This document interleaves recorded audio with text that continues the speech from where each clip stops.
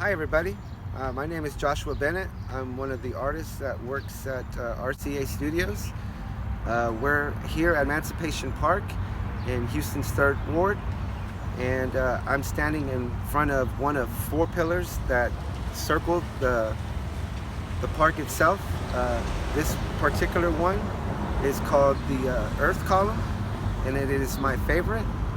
I like this one the most because it reminds me the most of an Egyptian obelisk.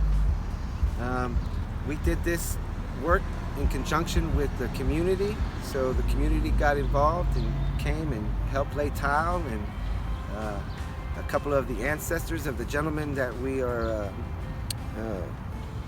immortalizing in stone come through and lay tile, which is extra special.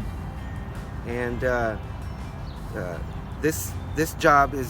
this project was very important to me because of the historical significance that it has to the city and to this community.